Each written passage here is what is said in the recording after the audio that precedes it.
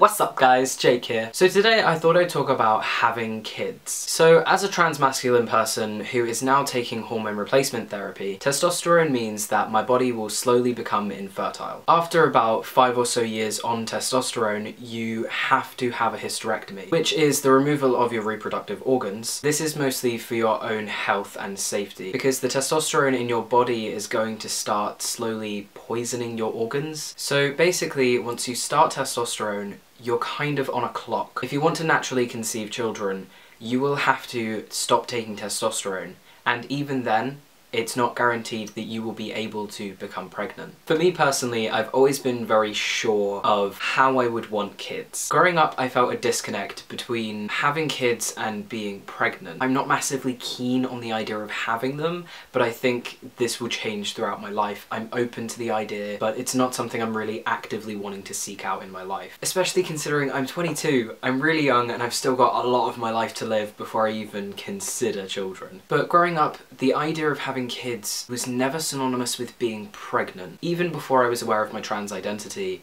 and my discomfort with my body, pregnancy freaked me the frick out. I never even wanted to imagine myself pregnant. I couldn't see me being in this stereotypical heterosexual situation where I would be pregnant by someone with a penis and I would then push a child out of my body. It is something that has always freaked me out. I mean, the miracle of childbirth and all that, it's great, it's wonderful, you're glowing, you do you, but that was not me. For a single second in my life, I could never imagine it. I never imagined it. I never wanted it. I'm quite fortunate in the way that thinking about kids for me always meant adoption, for many reasons. One being that biologically, I couldn't comprehend all that. Second being that I don't view adoption and not being biologically related to your children as any less valid than being biologically related to your kids. When you adopt a child, that child is as much yours as somebody who shares your DNA. I don't value DNA as something that you need to have a family. And also there's the humanitarian aspect of the fact that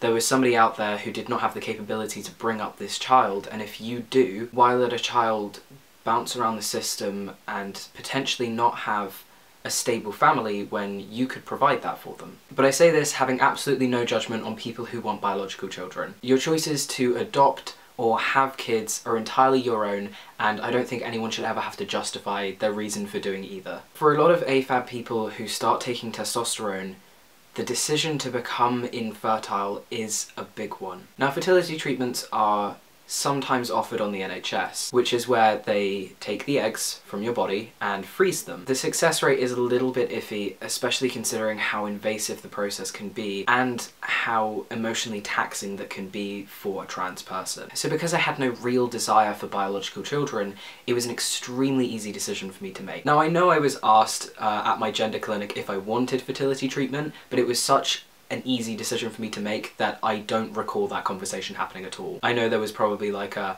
how do you feel about fertility treatment? And I was like, don't need it, don't want it, absolutely no way.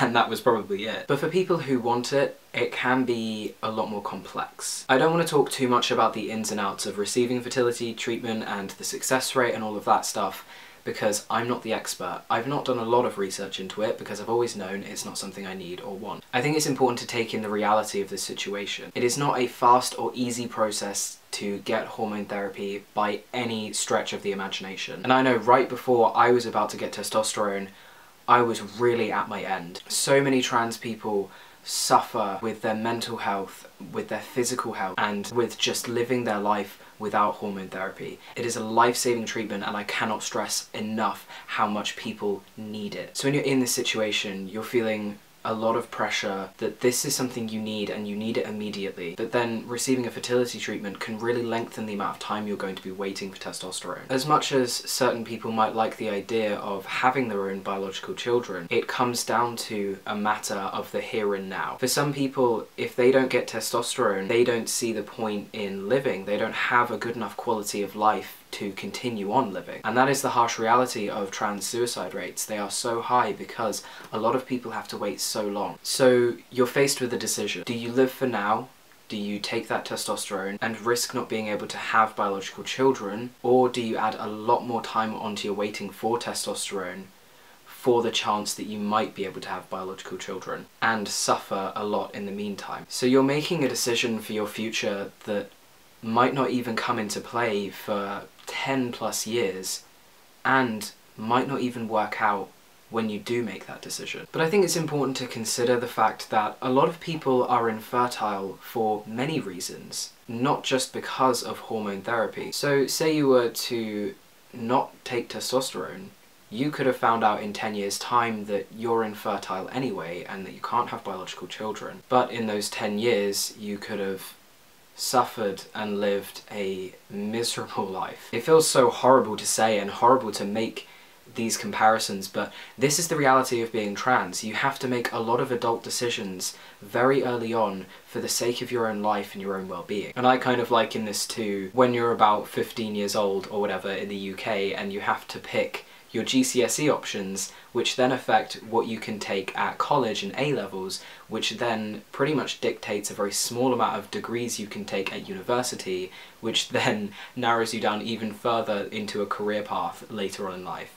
So you're making decisions at like 14, 15 years old that are going to affect you in 8 years' time. You're supposed to be choosing a career path and you've only just hit your teen years. So you've just turned 18 and you're about to start taking testosterone, but you've got to decide if you want kids in 10 years' time that are biologically related to you. It's a big decision to make. But at the end of the day, when it all comes down to it, that decision is yours. Having fertility treatment does not guarantee biological children. Taking testosterone doesn't guarantee that you'll be infertile, and not taking testosterone and not having fertility treatment doesn't guarantee that you are going to be fertile when you're older. The point is, having kids is not a guaranteed or necessarily easy thing for everyone to do. But at the end of the day, adoption is no less valid than having your own biological children. So I guess my advice is sit there and think about what you really want and what you really need, for now and for your future. Think about why society puts such a big pressure on biologically reproducing yourself. Why is it seen as so different for people to adopt their kids? I think it's been made easier for me. As somebody that's always identified as queer, I thought there was a high chance I would be in a relationship where biological reproduction wasn't even possible. Getting used to the idea early on in life that adoption was my only choice has made it so much easier to make these decisions today. I hope somebody out there has found this informative or helpful, and if you are facing this decision, know that no matter what kind of pressure you are feeling, this decision is your own to make. This is not anybody else's. This is not your partner's. This is not your parents'. This is not your friend's decision. This is not your doctor's decision to make. This is yours. It is your body and your life. You don't have to have children.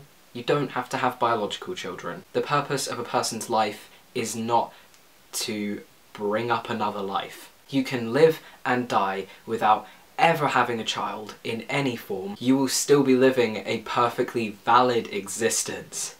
Your existence is not measured in how many human beings you leave running around the planet. That's that. Hope you enjoyed it. I'll see you next week. Peace out, bitches.